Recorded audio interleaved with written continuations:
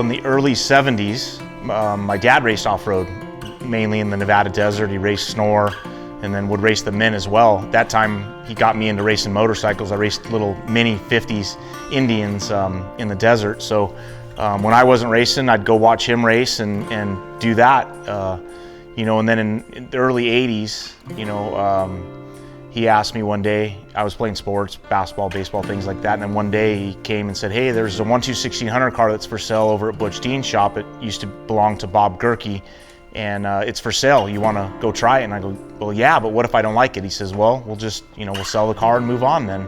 So that's how I got started.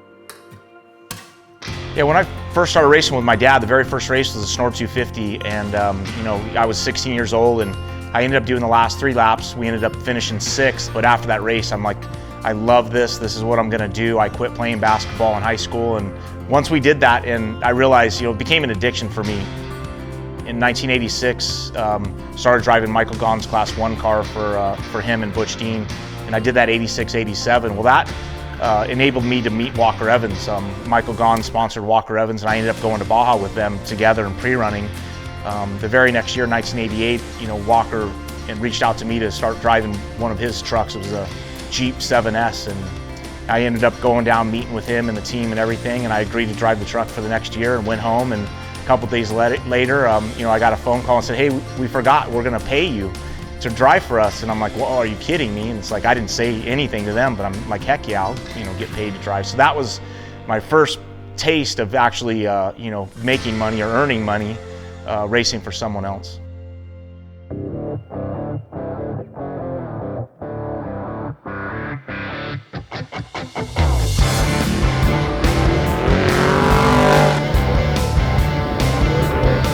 I think from my parents, they kind of, wanted me to do anything and everything. If I had showed an interest in it, they wanted to support me in that and give me, the choice of what to do. And I kind of did the same thing to Caden. I never really pushed him to do any one certain thing. I was trying to get him to get a taste of everything. A friend of ours, Randy Anderson, Mark Holes builds RS1 Polaris Razors, and there happened to be one in Vegas, and somebody reached out and said, hey, you want to give your son a chance to drive one? So I took Caden over and said, hey, we can run this thing, you want to do it? And he said, yeah, let's give it a try. So anyway, same thing like me, he went and did it and loved it, and we ended up buying a car. And once he got in the RS1, he's been doing really good right from the get-go. That enabled him to sit and think about it. And last year, 2021 Mint 400, he ended up riding with me when we won. And Caden riding with the Mint was pretty cool. It was a great experience. The Mint 400 is a sprint race. I mean, and when you get all the fast guys at the front, you just want to hang out with them and on the racetrack and keep your eye on everyone and make sure no one gets away, and you want to put your laps in. And ultimately, the first 3 laps are just don't have any issues, don't have any problems, don't lose any track position. We'll see who's left on the last lap and go for it. Typically, every year there's 2 or 3, or sometimes there's even 4 guys that start that last lap, all with contention to lead to win it. And they fall by the wayside, and there ends up being 1 or 2 or 3 guys left. And it's been that way just time after time after time. Starting the 4th lap, I just picked up the pace and drove as hard as I possibly could, and ended up being at the gravel pit on the north end of the track at that spectator area. And Luke had a flat in there. I didn't know that he did. And from video that I've seen since then, he ended up being right in front of us, and our radio communication was out. Caden saw him, tried to tell me, I didn't hear him. Ended up coming over the bridge and realizing there's a truck right in front of Luke. And I started thinking in my head, if Luke gets in front of that truck, there's potential he could put a minute on me, because he started 1 minute in front of us, that he could put that minute on us and he can get us on time again. So the first truck turns the corner, Luke turns the corner, I turn the corner. There's a couple little chicanes left, right, and then a 90 left, and then a 180 right that was really blown out in soft sand. Caden said, keep it tight, it's hard ground on the inside, don't blow over it. And we go around that 180, and I end up getting a good run on Luke, and I'm like, wow, I'm just gonna drive my momentum, I'm just gonna drive right by him on the left. So I pull over to his left side, but the road started turning farther left, and I ended up being just aimed right at Luke at the last second. I tried to hit the brakes and got into him and knocked him sideways, and that aimed him into the berm on the right, ended up rolling him over. And I'm just like, are you kidding me?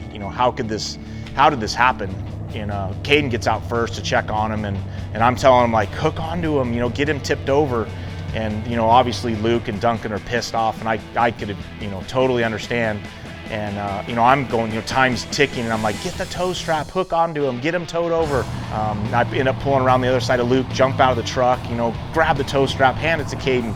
Anyways, about that time I get back out of the truck, go back, and it's like, let's go, you know, and I'm sorry to Luke and everything. And I know Luke, you know, I could see he's frustrated, pissed off. You had us, why'd you have to do that? And, you know, Luke quickly calmed down and realized, you know, like, look, you had me, you were gonna win the race, this didn't need to happen, and if you don't leave, Rob, someone else is gonna win. And I'm like, I'm not leaving, Luke, I'm pulling you over.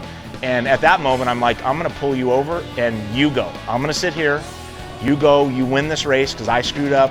And Luke just kept going, you gotta go, Rob, you gotta go. And I'm like, I'm not leaving. And he just pushed me to the truck, and about that time, the safety solution guys had showed up, and they're like, everybody okay? And, you know, David Nebraska is telling me, go, Rob, you know, we got this. And it's like, I felt so bad leaving, but it stuck in my mind, Luke saying, you had us, and if you don't leave now, Rob, someone else is gonna win. So when I left, we belted in, and I just putted, you know, in to the finish. And, you know, it was very, you know, emotional for me because, you know, I just raced the Baja 1000 with Luke, and we'd won that together. And, you know, those 6 months of preparing for the 1,000 with the whole McMillan team and the crew and the family, just realizing how great a people they are. I already knew they were from all the history, but just that it got, you know, gained that much more respect for them. And I just couldn't believe that this happened, you know.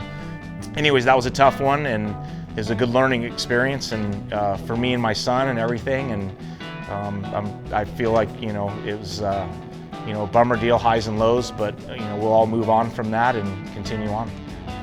You know, I have an analogy where at the beginning of the race, they deal us cards, and then we play cards. And you got to be the smart guy to have, you know, the best hand at the end of the race.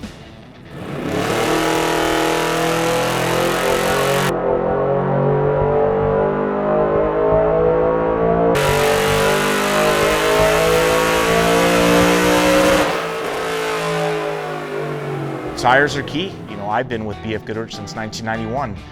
We've won over 200 races together, whether it be short course or, you know, racing in the desert. So, you know, I've realized very young, and mainly from my mom and dad telling me, you know, surround yourself with, you know, people that want to win. And for me, BFGoodrich has been one of those. They want to win as bad as I do, if not more. You know, their commitment to tires and making them, you know, more flat resistant, making them lighter, making them have more grip and faster has just been, you know, every so often they come up with something better, and it definitely helps me, helps us, helps everyone on the BFGoodrich brand and win races. Over the years, I remember back in my early days of racing the Mint, it's like, you know, you could have a lot of downtime and still win that race, and nowadays it's just not like that. You know, the competition level is stronger than it's ever been. You know, one little problem can take you out of the race, and typically it does. If you have 5 minutes of downtime, you're done, you lost. So it's really an incredible thing that's happened. I think a lot of it has to do with technology. You know, so many things have you know, increased in reliability over the years. You know, BFGoodrich tires are absolutely incredible what they have now, and you got to have the best to be the best. And, you know, nowadays this last lap of the Mint 400 is always, you know, right down to the finish line and the battle right to the end.